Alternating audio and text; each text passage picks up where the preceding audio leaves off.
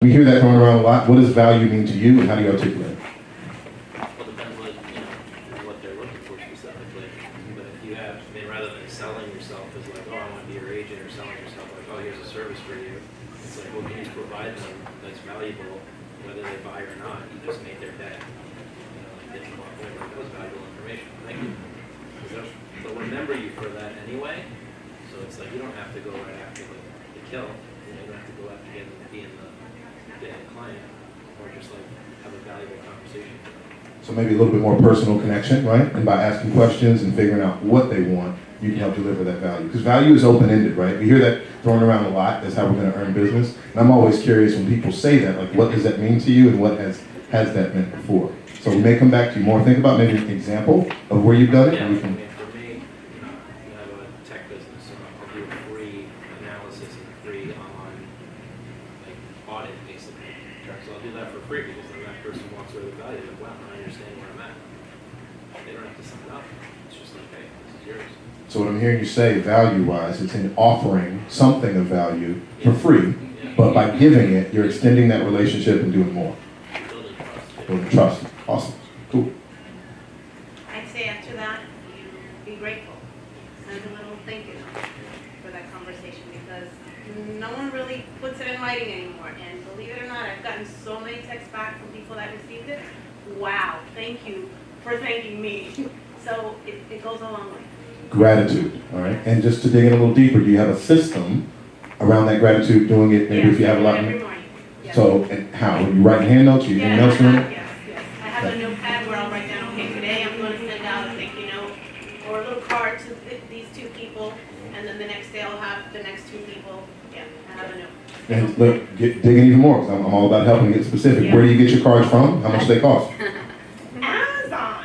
And Okay. you get it for like super cheap. I want to pivot off So you get that. generic, so you just get generic cards in hand. Okay, I have something as well for you. I'm going to pivot off that because it's very impactful. I still handwrite cards, whether I'm door knocking, I get a referral from a past client, whoever it is, and have a conversation. Even if it's another realtor that we connected, whether it's that I placed an offer and they did a great job of getting that accepted, whatever it is, I send a note card, and I actually get them from Live Colors, and you can actually get the postcard. That's a website called Live Colors. No, it's a printing company here in town, and you can buy 5,000 like double-sided looking postcards, right? You buy the envelopes, you stick them in. It's like less than $60. 5,000, less than $60. I love that. I'm cheap. Because it's considered a flyer. Right, it's a postcard. If it's a postcard, and then you Live buy Colors? this. What? Live colors. Live Colors. Live Colors. Live Colors. Yeah, and they're on Bird Road off the Ponte Road. And say your name again so folks want to come talk to you after that. Rebecca Okay, Carter. Rebecca. All right. And one tip I have for handwritten notes, because when you start doing a lot of consults and you're meeting with a lot of people, that can get pretty intense. So we actually get ours pre-made through Vistaprint.com. Another website is Gotprint.com, because it is marketing stuff when we're branding it. What is it called? Vistaprint and Gotprint. Oh the yeah, website. Vistaprint. But Gotprint can give you a lot higher quantity for cheaper. We can get our business cards and other stuff from there. So if you're not using Gotprint, they're really well priced. Yeah. We'll get them branded. And it was much more expensive to get the self-addressed envelopes like printed. So I just got a stamp, a reusable stamp. Yeah. And again, time is valuable. I do have an admin staff, but their time is best used on other things. We have a service in the DC area called TaskRabbit.com. Do you have TaskRabbit down here? No. So think of it as like on-demand help for kind of anything you need. It's like Oh, you can just hire somebody to come sit and do stuff. I hired a TaskRabbit. Cost was about $70. That was about 3 hours of work. She hand wrote 90 notes for me. I gave her a template that I typed. She stamped them, licked them. My handwriting sucks. Hers is a little bit better. But that was a way to get out handwritten notes from agents, from other people I'd met. Just a stack of all the business cards. And she input them into our CRM at that time too. So, I've done postable. Repeat the name. TaskRabbit. I don't know if that service exists down here, but I mean, it's the same as getting like an intern from college or a high school kid or someone that's like 16, 17 bucks an hour or something. It's cheap, and then there's a fee, but it can be done online. So I encourage you, if you're not doing handwritten notes yourself, always lead with revenue. Do it smart, but don't spend money you don't have. Your time and effort is the cheapest thing you've got, but handwritten notes in some way are great. Another service my team uses for just more contacts is a company called Send Out Cards. Send Out Cards, and they actually send an awesome brownie along with it. People love that brownie. So all you do is put in the address, name, and it'll send it out. So Send Out Cards, Gotprint, and Vistaprint are our note writing strategies. Again, the personal touch from the beginning makes them feel good. I think all of that is is great, but it's also good for you as an agent to write it down because it gives you that gratitude for yourself, like, and it makes you feel good. Again, and I will only challenge, we're talking here as well, that is good, but that's not sustainable if you have to write hundreds. So yes, start out doing it yourself, but when you have to write a lot, leverage up. As long as it happens, you're overseeing it, you know that it's happening, that's what's most important. Early on, you do it, then you teach them how to do it, then we do it, then someone else does it. Make sense?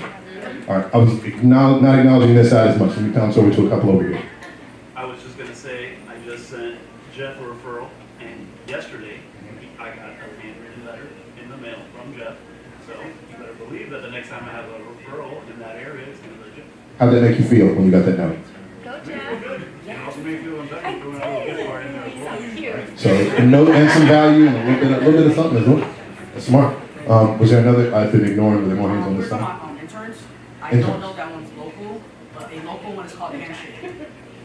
So say your name again and people need to ask you about it afterwards. Hi, All Jeff. right, so Jeff talked to a service called Handshake. Handshake, is that an app or website? It's a link. Yeah, it's a website. It's a website. So talk to Jeff after for intern help. You can leverage out a lot of that stuff to other people for probably cheaper than you think. So thank you for that. So Harrison, my name is Peter Ortega. I just want to piggyback off of what Daniel was saying, right? So he got the thank you card and little gift card at the very beginning. So I think the mistake most people do is they wait until the transaction is closed and then they send out a thank you card or a gift card. Do it at the beginning, whether that transaction closes, goes anywhere, do it at the very, very beginning. So I think they're winning, or Jeff is winning, obviously, by sending it out. at the It's very the beginning. thought. So You have it's to- a thought. You're doing it on the thought, not the outcome. Exactly. The culture and energy of gratitude, right? When you start off with that, no matter what the result is, I want to thank you as fast as possible for even thinking about me. Positive reinforcement, right? Give a little puppy a treat, they'll sit down every time. Thanks so much. I want to piggyback too, because I gave Jeff a referral and he gave an update on what was going on with the referral, which I think a lot of times when the referrals are given, you forget to do that. It's the Jeff Show. Jeff, you're good. So if I have Miami referrals, I guess I need to do that. But if you don't mind, we're very down to divvy it up amongst the agents. Have a big name out of a powder show.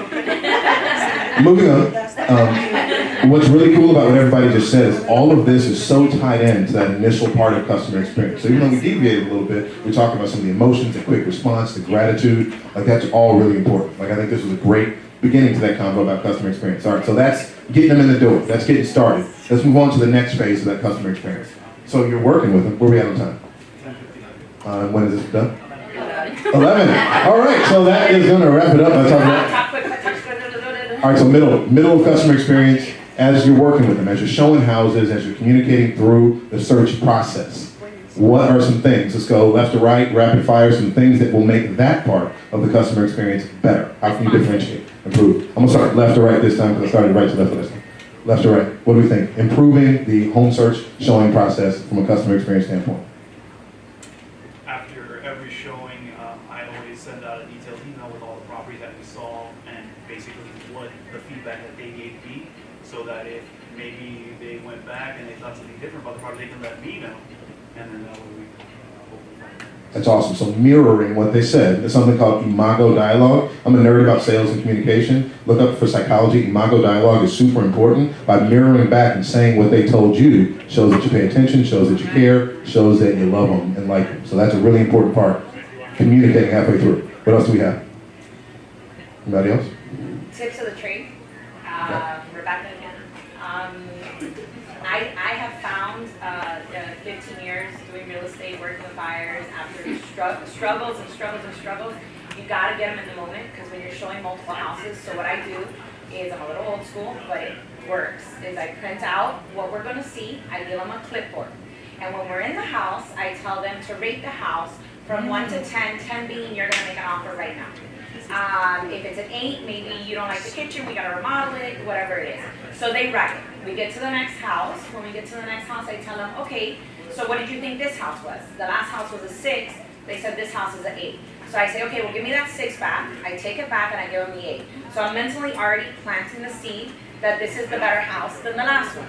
So when we're done with all the showings, whatever they're holding in their hand in the highest score, I then pinpoint on that house to then say, okay, what is it that you didn't like about this house? Let's look at your notes. It needs a bigger kitchen, it needs maybe that the kitchen needs to be remodeled. These are all things that you can do.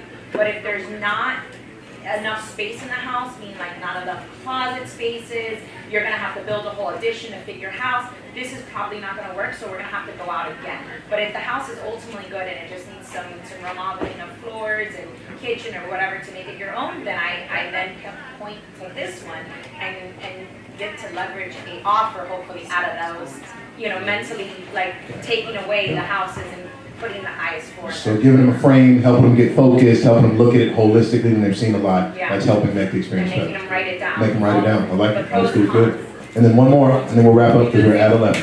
I One do more the same minute. thing she does, I just don't write it down. So as we go each one, I'm like, okay, you only remember the top 2. So we only, so if the next one's 8, okay, then forget the other ones that were under. So that way we're rating them and we only remember the top 2. And what's So in- oh, it's the sorry. same thing she was saying. So you rate it as you go. As Okay, you go. from 1 to 10. This one's 8, the next one's 6, forget about the 6. We only remember the 8. And then we keep going. Awesome. So So- it's a way of you're helping them scale it down to the top 2. Help them focus, keep in what's powerful though in terms of that experience standpoint, by you bringing that clipboard, by you being prepared, by you having a system and guiding them through, they're gonna remember you and be so excited about that detail. So the paper's old school, we do it on an iPad. We have a Woo-Foo form that we have them actually fill it out, and it then feeds back into our back end so our director of sales can see it. So it starts a conversation outside of paper. What would be a great idea is to give your customers the iPad. No, that's what I say, yeah, we give That's it what to you do? Mhm. You give them That's that? great too. But for No, those- no, not the whole time, while we on tour, they didn't know. They're not my main one, like the small, cheap. I'll trust them. The cheap All one. right. The side piece. Real quick, a round of applause for all of you guys for contributing. How was your first session? Good? Excellent. All right. Hey, shout out to Harrison Bleacher, sorry, listen. NAR flew him out. He's from DC. If y'all didn't know, he saw our movement. We're doing awesome things here, and so y'all should be proud of yourselves because you're really creating an awesome thing that the nation is really seeing. So great first session, Miami guys. rocks. Yeah, and thanks Harrison for coming out, man. Really appreciate it. And on Instagram, I'm at HLBeach, B-E-A-C-H. HLBEACH, if you want to stay in touch, holler at me. Happy to help in any way. Have a good time.